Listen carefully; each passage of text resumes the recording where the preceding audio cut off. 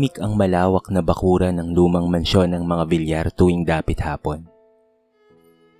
Ang dating maingay na tahanan na puno ng bisita at kasiyahan ay tila naging isang malaking alaala na lamang ng nakaraan. Sa gitna nito ay nakaupo si Don Marcelo Villar, 78 taong gulang. Nakatanaw sa hardin na minsan niyang ipinagawa para sa kanyang yumaong asawa. Isa siyang kilalang negosyante sa probinsya ng Laguna. Meron siyang mga paupahang gusali sa bayan, malawak na lupain, at ilang negosyong patuloy na kumikita kahit hindi na siya aktibong namamahala. Ngunit sa kabila ng kanyang tagumpay, tila may kulang sa kanyang mga mata. Isang lungkot na hindi kayang punan ng kayamanan. Ang kanyang 3 anak ay may kanya-kanya ng buhay. Si Teddy, ang panganay, ay isang abalang negosyante sa Maynila. Bihira itong umuwi, at kung dumalaw man, madalas ay may kasamang laptop at walang tigil sa pagtanggap ng tawag. Praktikal at mahusay sa negosyo, ngunit tila nalimutan na kung papaanong maging anak. Si Levi, ang kaisa-isang babae, ay kilala sa kanilang lugar bilang sosyal at elegante. Aktibo sa mga charity event at pati na rin sa mga social gatherings. Ngunit mas madalas makita sa mga litrato at balita kaysa sa tabi ng ama. Si Gladys, ang bunso, ay palaging may bagong plano, bagong negosyo, bagong barkada, bagong luho. Madalas manghingi ng tulong pinansyal sa ama, ngunit bihirang magtanong kung kamusta na ang kanyang kalagayan. Sa malaking bahay, iisa lamang ang tunay na kasama ni Don Marcelo sa araw-araw. Si Sara Mendoza, ang kanyang caregiver. 29 na taong gulang na si Sara. Simpleng babae mula sa Quezon. May isang 8 taong gulang na anak na iniwan muna sa kanyang kapatid upang makapagtrabaho. Tinanggap niya ang pagiging caregiver, hindi lamang dahil sa kailangan niya ng pera, kung hindi dahil likas sa kanya ang magmalasakit. Don Marcelo, oras na po ng gamot ninyo. Malumanay niyang paalala habang iniabot ang baso ng tubig. Ngumiti ang matanda. Ikaw lang ang hindi nakakalimot, Sara. Hindi ito sumagot ng mahaba. Sanay siyang gawin ang kanyang trabaho ng may respeto at walang inaasahang kapalit. Siya ang nag-aasikaso ng pagkain ng matanda. Tumutulong sa paglalakad nito sa hardin at nagbabasa ng dyaryo kapag nanlalabo ang mga mata nito. Isang hapon, dumating ang 3 magkakapatid para sa isang family meeting. Ngunit imbes na kamustahin ang kalagayan ng ama, nagtipon sila sa sala upang pag-usapan ang mga titulo ng lupa at estado ng negosyo. Dapat malinaw kung paano nating hatiin ang mga ari-arian. Mahina pero may ding sabi ni Teddy. Dapat lang talaga na nagpaplano na tayo para walang gulo sa uli. Tahimik na narinig ni Sara ang usapan habang nag-aayos ng tray sa kusina. Napalingon siya kay Don Marcelo na tila hindi nakikinig, ngunit ang kanyang mga kamay ay bahagyang nanginginig. Nang gabing iyon, nadatnan ni Sara ang matanda na nakatitig sa lumang larawan ng kanyang asawa. Alam mo, Sara, mahina nitong sabi, ang bahay na ito, dati ay puno ng saya at tawanan. Lumapit siya at iniayos ang kumot sa kandungan nito. Nandito pa rin naman po kayo, Don Marcelo. Hindi pa naman po huli ang lahat. Ngunit sa loob-loob ng matanda, alam niyang may mga bagay na hindi na may babalik pa.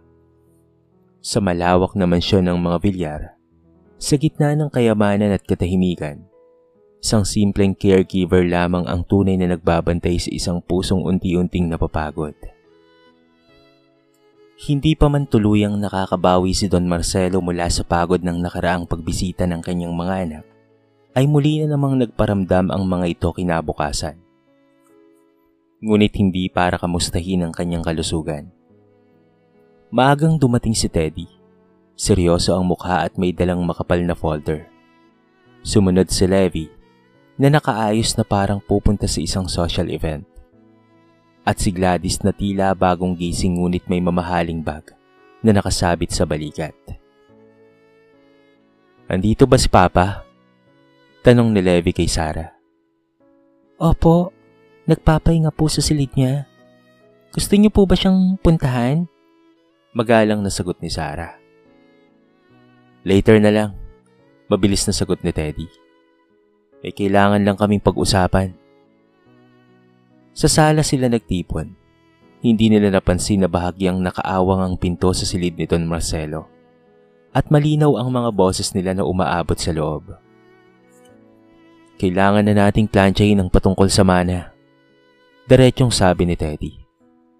"Hindi na bumabata si Papa." Excuse me, singit ni Gladys. Natural lang namang pag-usapan yon, lalo na't malaki ang responsibilidad. Responsibilidad? Bahagyang natawa si Levi. Mas malaking responsibilidad ang himayin ng pamilya. Hindi pwedeng magkagulo tayo kapag wala na siya. Wala ni isa sa kanila ang nagbanggit kung papaanong pagagaangin ang buhay ng ama. Ni wala man lamang nagtanong kung ano ang kailangan nito. Sa loob ng silid, nakaupo si Don Marcelo sa gilid ng kama. Hindi siya tulog. Tahimik siyang nakikinig. Bawat salita ay tila dahan-dahang tumutusok sa kanyang dibdib. Hindi siya galit, mas nangingibabaw ang lungkot. Ilang dekada niyang itinayo ang mga negosyo para sa kinabukasan ng pamilya. Ilang beses siyang hindi nakauwi sa hapunan dahil sa mga meeting. Ilang Pasko ang lumipas na nasa ibang bansa siya para lamang mapalago ang kanilang kabuhayan. Akala niya noon, ginagawa niya iyon para sa kanilang kapakanan. Ngunit ngayon, tila pera na lamang ang natitirang tulay sa pagitan nila. Samantala, sa kusina, tahimik na naghahanda si Sarah ng sopas na paborito ng matanda. Hindi niya maiwasang marinig ang usapan. Napapikit siya sandali. Buhay pang tao, pero bakit ganun ang pag-uusap nila? Pulong niya sa sarili. Pagkatapos ng kanilang pag-uusap, nagdesisyon ng magkakapatid na saglit lamang silipin ang kanilang ama. Papa, kamusta ka na? Tanong ni Levi na tila nagmamadali. Okay pa naman. Maikling sagot ng Don. Magpahinga ka lang papa, kami na ang bahala sa negosyo. Sabi ni Teddy, pero hindi tumingin ng diretso sa kanyang ama. Sige papa, alis na kami. May lakad pa kasi kami eh. Pahabol ni Gladys bago tuluyang umalis. Makalipas ang ilang minuto, katahimikan na naman ang bumalot sa mansyon. Pumasok si Sarah dala ang sopas. Nagluto po ako ng sopas, Don Marcelo. Mainit pa po ito. Tinulungan niyang maupo ng maayos ang matanda at dahan-dahang isinubo ang pagkain. Sarah, mahina nitong tawag. Yes po. Kung ikaw ang may ama na ganito, ano ang gagawin mo? Saglit siyang natigilan. Sasamahan ko po siya at alagaan kahit wala po kaming pera. Kung may oras naman po bakit hindi ko po yun gagawin? Sapat na po yun para maiparamdam ko po sa kanya na mahal ko siya. Napangiti si Don Marcelo, ngunit may lungkot sa kanyang mga mata. Sa sandaling iyon, may isang katotohanang unti-unting lumilinaw sa kanyang isip. Hindi niya kailangan ng mga anak na naghihintay ng wakas. Kailangan niya ng taong handang manatili habang siya'y nabubuhay pa. At sa malaking bahay na iyon, malinaw kung sino ang tunay na naroon. Mas naging tahimik ang mga sumunod na araw sa mansyon ng mga Villar. Ngunit sa kabila ng katahimikan, may unti-unting pagbabago sa puso ni Don Marcelo. Tuwing umaga, tinutulungan siya ni Sarang makalabas ng beranda upang magpaaraw. Dahan-dahan ang kanilang paglalakad. Hawak nito ang kanyang braso na parabang tunay siyang apo na nag-aalaga sa lolo. Dati, ako ang nagtanim ng mga rosas na yan. Sabi ni Don Marcelo habang nakatitig sa mga bulaklak sardine. Ang ganda pa rin po nila hanggang sa ngayon. Sagot ni Sarah. Parang hindi po tumatanda. Napangiti ang matanda. Sana ganun din ang relasyon ng pamilya. Hindi kumukupas. Isang hapon, habang umiinom sila ng tsaa, biglang nagsalita si Don Marcelo na tila may matagal ng kinikipkim. Alam mo, Sarah, hindi ako naging perpektong ama. Napatingin siya rito. Bakit niyo po nasabi yan? Palagi akong wala sa bahay. Negosyo ang inuuna ko. Akala ko sapat na ang pera para maramdaman nilang mahal ko sila. Napabuntong hininga siya. Pero ngayon, parang hindi nila ako kilala. Tahimik na nakikinig si Sarah. Hindi siya kaagad nagsalita. Alam niyang minsan, mas mahalaga ang pakikinig kesa sa pagbibigay ng payo. Hindi pa po huli ang lahat. Maingat niyang sagot. Minsan kailangan lang po ng oras. At totoo pong paglapit. Napangiti si Don Marcelo. Ngunit ramdam niya ang bigat sa dibdib. Hindi lang emosyonal, kung hindi pisikal. Makalipas ang ilang araw, habang nasa hardin sila, bigla siyang napahawak sa kanyang dibdib. Nanlabo ang kanyang paningin. Don Marcelo? Gulat na sabi ni Sarah. Mabilis niyang inalalayan ito papasok ng bahay at agad na tumawag ng ambulansya. Sa ospital, siya ang nag-asikaso ng lahat, mga papeles, gamot at pakikipag-usap sa doktor. Nagkaroon po siya ng mild cardiac episode. Paliwanag ng doktor. Kailangan niya ng mas maingat na pag-aalaga at mas kaunting stress. Tinawagan ni Sarah ang 3 anak ni Don Marcelo. Isa-isa silang sumagot. Busy ako sa meeting, sabi ni Teddy. Basta update mo na lang ako ha. May event ako tonight. Sagot naman ni Levi. Bukas na siguro ako makakapunta dyan. Pasensya na, wala akong driver ngayon eh. Reklamo naman ni Gladys. Try ko mamaya. Lumipas ang magdamag na si Sarah lamang ang bantay sa ospital. Siya ang nagpalit ng dextrose, siya ang nagbasa ng reseta, at siya ang nagpupunas ng pawis ng matanda.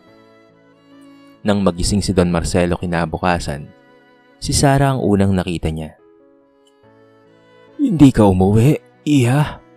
Mahina niyang tanong. Umiling ito. Okay lang po. Dito po muna ako, Don Marcelo.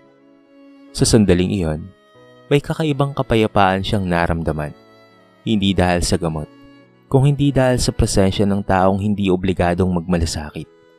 Pero pinili pa rin iyon.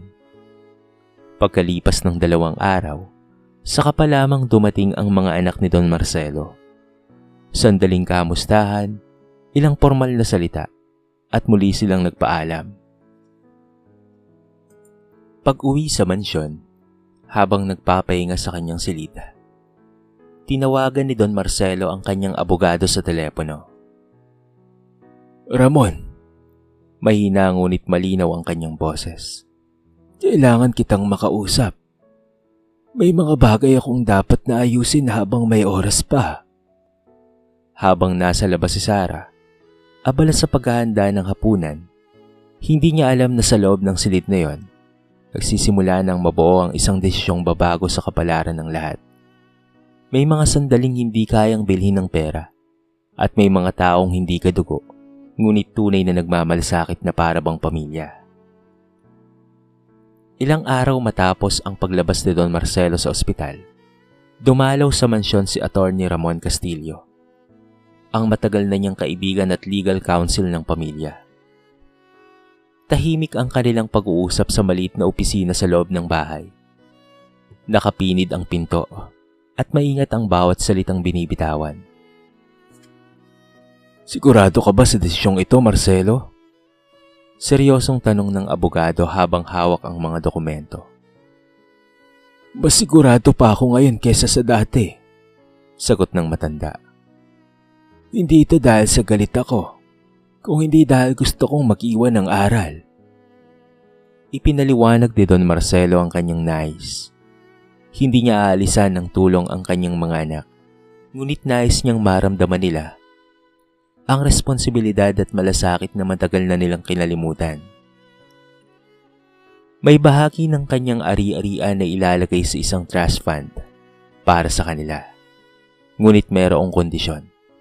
Kailangan nilang pamahalaan at aktibong maglingkod sa foundation na itatatag niya para sa mga matatandang inabandona ng pamilya. Kung hindi nila kayang alagaan ang sarili nilang ama, mahina niyang dagdag, baka sa iba nila matutunang gawin iyon. Tumango si Atty. Ramon. At ang natitirang bahagi, saan naman mapupunta? Sandaling natahimik si Don Marcelo bago sumagot. May taong nagpakita sa akin kung ano ang tunay na pag-aalaga. Hindi ko siya kadugo, pero pinili niya akong samahan. Hindi na nagtanong pa ang abogado. Kilala niya si Sarah. Sa labas ng silid, walang kamalay-malay si Sarah sa mga nagaganap.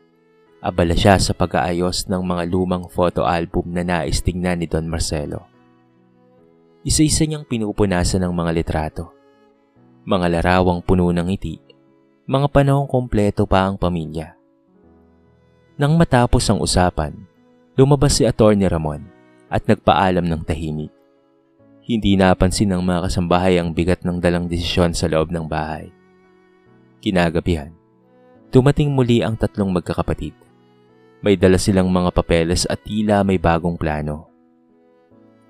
Papa, dapat malinaw na ang lahat habang maaga pa, sabi ni Teddy, para maayos po ang transition. Hindi namin sinasabing may mangyayari ka agad, Dagdag ni Levy. pero praktikalan lang.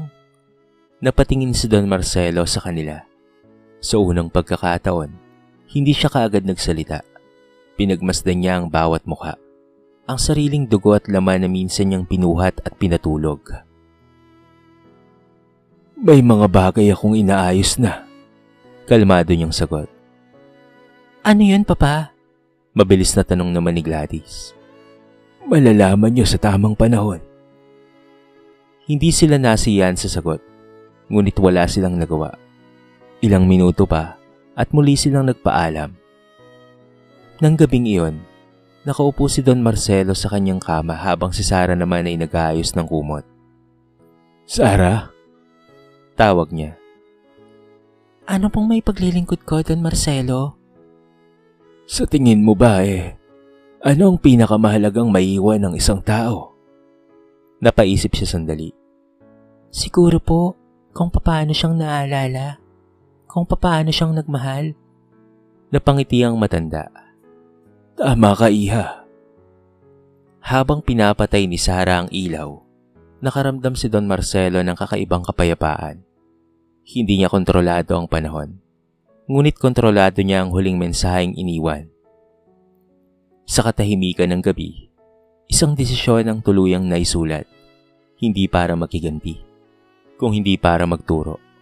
At sa malaking bahay na yon, may isang lihim na unti-unting naghihintay ng tamang sandali upang mabunyag. Makalipas ang ilang linggo, lalong humina ang katawan ni Don Marcelo. Mas madalas na siyang hinihingal at hindi na halos makatayo ng walang alalay. Ngunit malinaw pa rin ang kanyang isip. Alam niyang dumarating na siya sa hangganan ng kanyang lakbay. Isang gabi, habang mahina ang ulan sa labas at tahimik ang buong mansyon, biglang bumagsak ang kanyang presyon. Namutla siya at nahirapang huminga.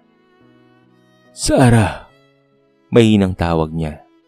Agad na lumapit si Sarah, na noon ay naghahanda ng kanyang gamot. Nandito lang po ako, Don Marcelo.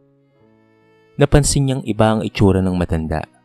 Nanginginig ang kamay nito at malamig ang noo. Tinawagan niya kaagad ang doktor at kasabay nito ang tatlong mga anak ni Don Marcelo.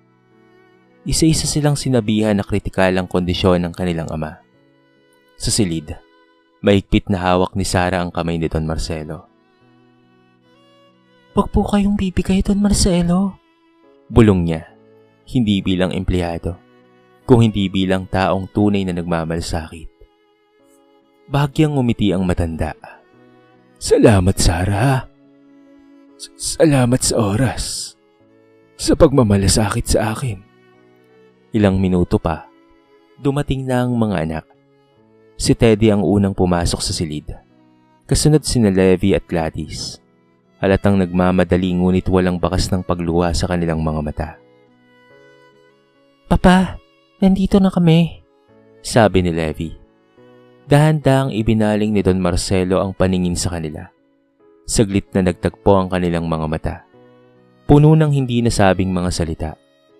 Gusto niyang magsalita pa, ngunit mahina na ang kanyang katawan. Muli niyang hinigpitan ng hawak ang kamay ni Sarah. Isang mahinang hininga, at maya-may tuluyang tumahimik ang silid. Ang ulan sa labas ay tila mas lumakas, kasabay ng pagpanaw ng isang ama na matagal nang naghihintay ng yakap na hindi naibigay ng kanyang mga anak. Tahimik lang si Sarah, hindi siya kaagad nakaiyak. Tinitigan niya ang matanda, marahang isinara ang mga mata nito. Doon lamang siya napaluha. Samantala, sa sala, nag-uusap na ang magkakapatid habang hinihintay ang pagdating ng punerarya. Kailangan nating asikasuhin ang mga dokumento, sabi ni Teddy. Oo, at siguraduhin maayos ang lahat ng titulo. Dagdag ni Gladys. Dapat makausap natin si Atty. Ramon. Wika na Levi. Narinig ni Sarah ang usapan habang nakatayo sa may hagdan. Masakit sa kanyang marinig na wala pang isang oras mula nang mawala si Don Marcelo, ay pera at kayamanan na kaagad ang paksa.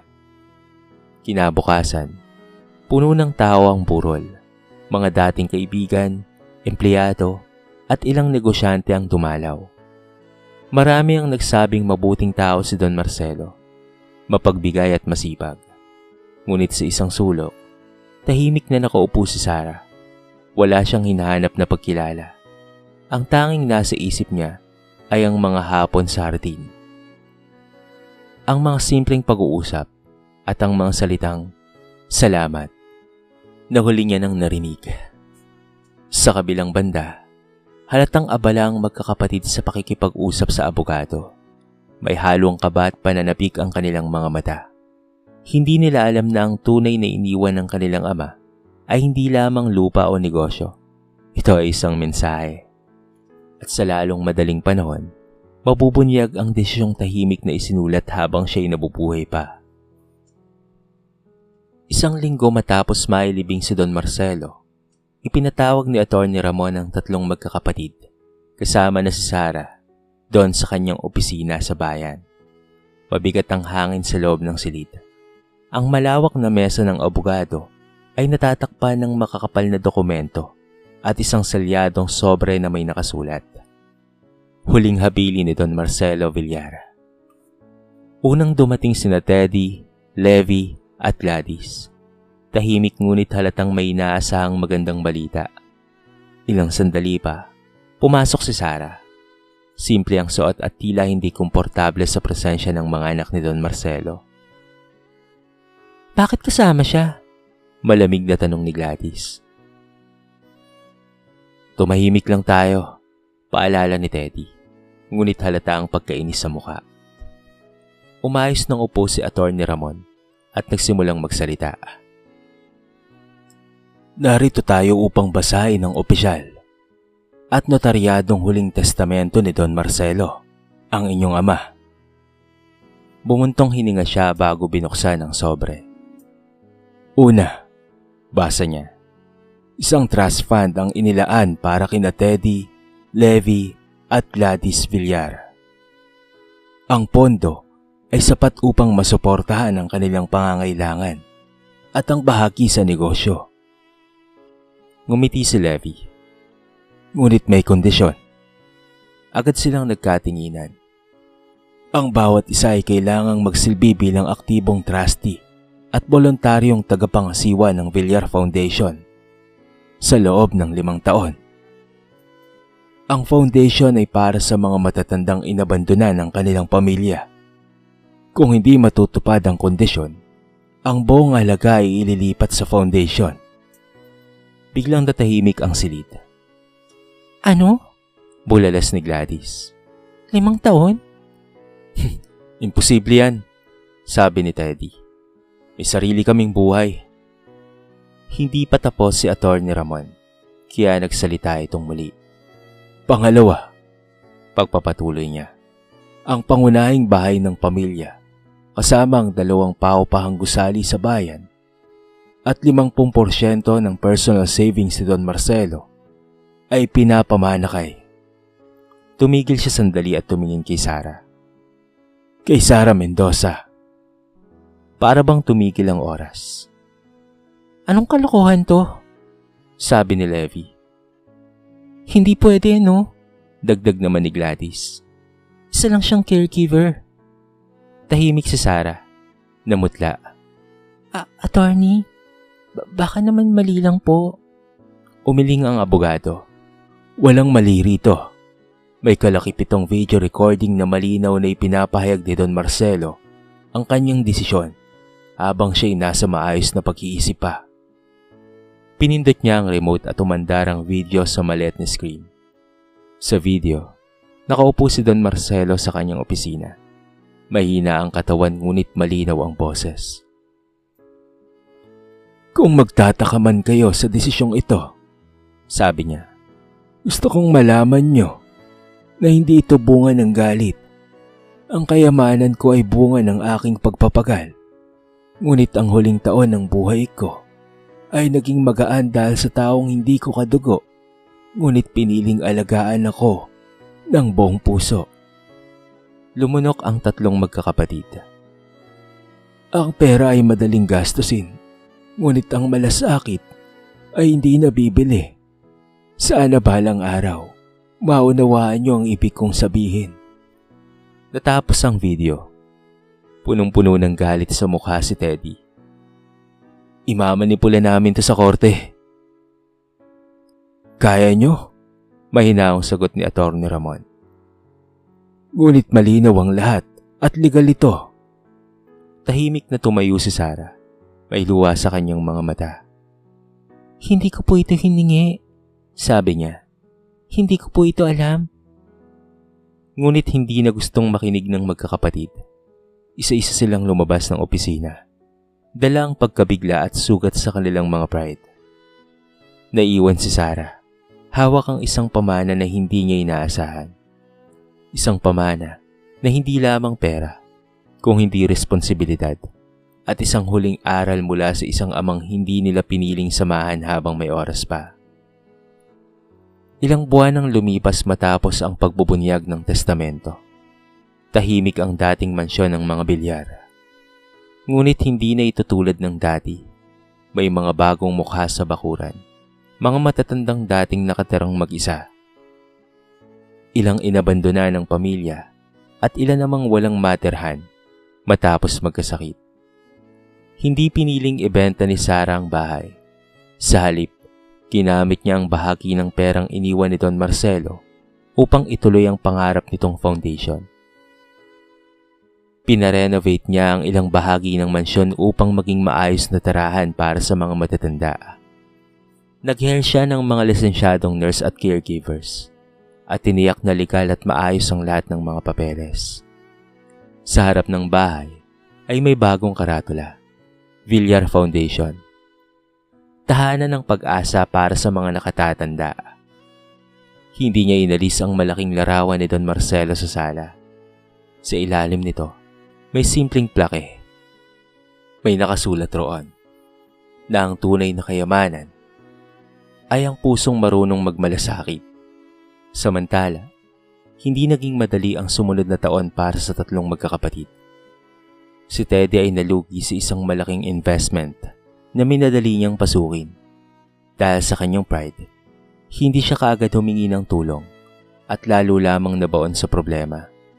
Si Levi naman ay unti-unting nawala sa mga social circles nang mabawasan ang kanyang impluwensya at kontribusyon sa mga event. Maraming tinatawag na kaibigan ang bigla na lamang hindi na sumasagot sa kanyang mga tawag. Si Gladys, dahil sa kanyang patuloy na pagwawaldas ng pera, ay nahirapang bayaran ng mga utang. Napilitan siyang ibenta ang ilan sa kanyang mga ari-arian. Una, Sinisisi nila si Sarah, ngunit habang tumatagal, unti-unting bumibigat ang konsensya nila. Lalo na nang mabasa nila ang buong liham na nakalakip sa testamento ng kanilang ama. Isang hapon, nagpasya silang puntahan ng foundation. Tahimik silang naglakad papasok. Sa loob, nakita nila ang mga matatandang nakangiti habang naglalaro ng chess, nagkikwentuhan at nag-eehersisyo kasama ang mga volunteer. Sa gitna ng sala, nakita nila si Sarah na mahinaong nakikinig sa kwento ng isang lolo habang inaayos ang kumot nito. Hindi siya mukhang mayaman. Hindi siya nagbago ng anyo o nagpakitang gilas. Ngunit mukhang payapa siya. Napatingin si Levi sa larawan ng kanilang ama sa dingding. Bigla niyang naalala ang mga hapon na hinihintay siya nitong makauwi mula sa eskwela. Mga panahong pinili niyang sumama sa barkada kaysa samahan ng kanyang ama sa hapagkainan. Walang nagsalita sa kanilang tatlo. Walang dramatic na paghingi ng tawad. Tanging tahimik na pag-amin sa sarili na nagkulang sila. Napansin sila ni Sarah at lumapit. Salamat po sa pagpunta ninyo. Mahinaw niyang sabi. Walang yabang, walang galit. Tumango si Teddy. Maayos ang ginagawa mo. Hindi po ito para sa akin, Sagot ni Sarah. para po ito sa pangarap ng papa ninyo. Sandaling natahimik ang tatlo. Sa paglabas nila sa foundation, iba na ang pakiramdam sa kanilang dibdib. Hindi na galit ang nangingibabaw, kung hindi hiya at pagnanais na may tama ang mali. Sa loob ng mansyon, na ngayon ay tahanan ng pag-asa, nanatiling buhay ang alaala ni Don Marcelo. Hindi dahil sa laki ng kanyang naiwan, kung hindi dahil sa aral ng kanyang naitanim. Sapagkat ang mana ay maaaring maipamana sa papel, ngunit ang tunay na pamana ay nasusukat sa kung papaano kang nagmahal habang ikaw ay nabubuhay pa. Sa kwentong ito ay marami tayong mapupulot na aral. Ang pera ay hindi kapalit ng oras at pagmamahal. Maaaring maibigay ang marangyang buhay, ngunit kung walang presensya at malasakit, mananatiling may puwang sa puso ng pamilya.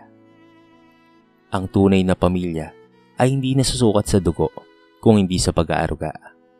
Ipinakita ni Sarah na ang malasakit at sakripisyo ay mas mahalaga kaysa sa apelido o mana. Habang may oras pa, ipakita ang pagmamahal. Madalas nating napapahalagahan ng isang tao kapag huli na ang lahat. Huwag hintayin ang pagkawala bago magsisi. Ang kayamanan ay may kasamang responsibilidad. Hindi ito para lamang sa gastusin o pag-awayan, kung hindi gamitin upang makatulong at makapag-iwan ng mabuting epekto sa iba. Ang tunay na pamana ay hindi lamang pera, kung hindi ang halimbawang iniwan mo. Sa huli, ang mas mahalagang maiiwan ng isang tao ay ang alaala ng kanyang kabutihan at ang mga aral na kanyang naipamana. At ang pinakamahalagang aral, huwag mong hintaying mawala ang isang tao bago mo maipakita ang halaga niya sa buhay mo. Dito na po nagtatapos ang ating maiksing kwento sa araw na ito. Sana po ay nagustuhan nyo at sana po ay kinapulutan nyo ng maraming aral. Kayo mga kabarangay, anong masasabi nyo sa ating kwento? I-comment nyo naman po sa baba ang inyong mga reaksyon at babasahin natin ang lahat ng yan. I-comment nyo na rin kung taga saan kayo para naman malaman ko kung hanggang saan nakaabot ang video na ito. Paki-like and share na rin po ang ating kwento para mapakinggan rin ng iba. At kung bago ka pa lamang sa ating channel, baka naman pwedeng pakihit ang subscribe button at bell notification button para palagi kang updated sa mga bago nating upload na katulad nito. So paano mga kabarangay? Hanggang sa muli, thank you so much and peace out.